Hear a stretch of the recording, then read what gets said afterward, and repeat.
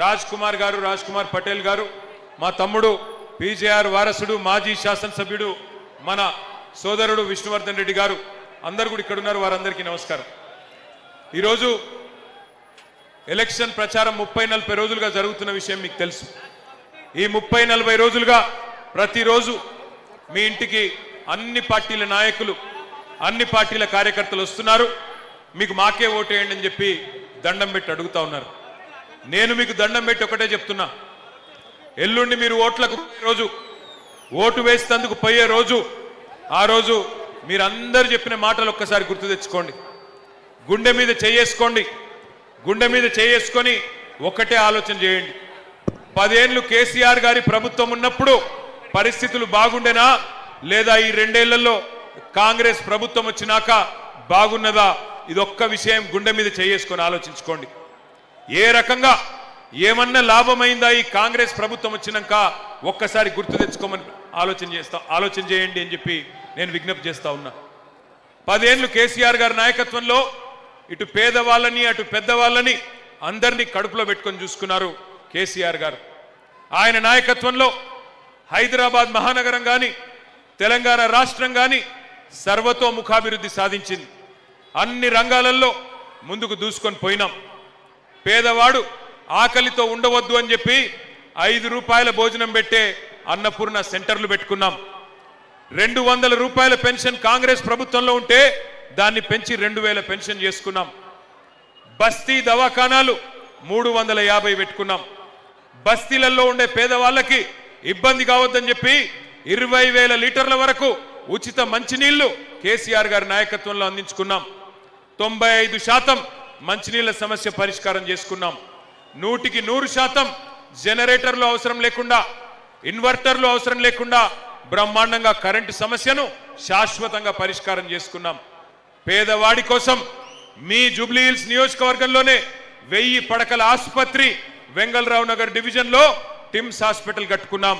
ఇక్కడ నుంచి యూసుఫ్గూడ నుంచి 2-3 కిలోమీటర్ల దూరంలోనే 1000 పడకల ఆసుపత్రి కట్టుకున్నాం. మీకోసమే దాన్ని కూడా నిర్మాణం చేసుకున్నాం. ఇగో వెనకాల మెట్రో కనబడుతున్నది, మెట్రో పూర్తి చేసుకున్నాం. హైదరాబాద్లో 42 ఫ్లైఓవర్లు నిర్మాణం చేసుకున్నాం. కొత్త లింక్ రోడ్లు కట్టుకున్నాం. ఒకవైపు అభివృద్ధి, మరొక వైపు సంక్షేమం, రెండింటిని 2 కళ్ళలాగా బ్రహ్మాండంగా కాపాడుకున్నాం.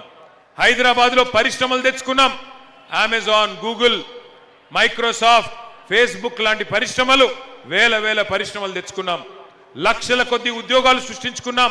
తద్వారా హైదరాబాద్లో ఉపాధి అవకాశాలు పెరిగి చిన్న వ్యాపారాలు, పెద్ద వ్యాపారాలు అన్ని కూడా విస్తరించినాయి. 10 ఏళ్ళు సుకూన్గా ఉన్నాం. మరి ఇవాళ ఇక్కడికి వచ్చిన మా ఆడబిడ్డలు, అన్నదమ్ముళ్ళు, మీరందరూ ఒకటి ఆలోచన చేయాల. ఎప్పుడైనా సరే కొన్ని డబ్బులు కూడబెడితే ఏ మనిషి అయినా ఏం ఆలోచిస్తాడు? నా కుటుంబానికి, నా పిల్లలకి ఏం కావద్దు, దబ్బన నాకేమన్నా ఇబ్బంది వచ్చినా నా పిల్లలకు, నా కుటుంబానికి ఏం కావద్దని చెప్పి ఆలోచన చేసి 20 లక్షలుంటే 20 లక్షలు, 30 లక్షలుంటే 30 లక్షలు ఒక ప్లాటో ఫ్లాటో కొని పెడతాడు. మరొక్కసారి ఇక్కడికి వచ్చిన ఆడబిడ్డలు, అన్నదమ్ములు ఆలోచన చేయాలి. ఆ రోజు కేసీఆర్ గారు ఉన్నప్పుడు భూముల ధర ఎట్లుండే, ఇవాళ కాంగ్రెస్ ప్రభుత్వం వచ్చినాక ఎట్లయింది? మీ కండ్ల ముంగట్నే మీరు సంపాదించుకున్న, మీరు పెట్టుబడి పెట్టిన మీ ఆస్తి హారతి కర్పూరం లాగా కాంగ్రెస్ ప్రభుత్వం వచ్చినాక కరిగిపోతున్నదా లేదా ఆలోచన చేయండి. ఇవాళ ఇంకొక మాట కూడా నేను అడుగుతా ఉన్నా ఇక్కడికి వచ్చిన మా ఆడబిడ్డల్ని. ఇక్కడ పోటీ చేస్తున్న కాంగ్రెస్ అభ్యర్థి అంటుండట, నేను లోకలోని అంటుండట. నేను అడుగుతున్నా మా ఆడబిడ్డల్ని, అన్నదమ్ముల్ని, లోకలు నాన్ లోకల్ కాదు ఇక్కడ పంచాయతీ. ఇక్కడ మీరు ఆలోచించవలసింది ఒక్కటి, ఎన్ని అబద్ధాలు చెప్పి ఆ కాంగ్రెస్ పార్టీ అధికారంలోకి వచ్చిందో ఒక్కసారి గుర్తు తెచ్చుకోండి. ఎన్ని గ్యారంటీలు అని చెప్పిండ్రు, ఎంతమందికి ఎన్ని హామీలు ఇచ్చిండ్రు ఒక్కసారి గుర్తు తెచ్చుకోండి. ఆ వీడియోలు కూడా మీకోసం ఇక్కడ పెట్టి ఉన్నాం, ఒక్కసారి చూడండి. 6 గ్యారంటీల పేరిట ఎన్ని రకాల మోసాలు చేసిండ్రో ఒక్కసారి ఆ వీడియో చూపెట్టాలని చెప్పి మా తమ్ములను కోరుతా ఉన్నా. పెన్షన్ ఎంత వస్తుంది? 2000 వస్తుంది కదా. వచ్చే నెల డిసెంబర్ 9 నాడు 2000 కాదు, ఇందిరమ్మ రాజ్యం వచ్చి నీకు 4000 రూపాయల పెన్షన్ వస్తుంది. ఎవరు నడుకునే పని లేదు.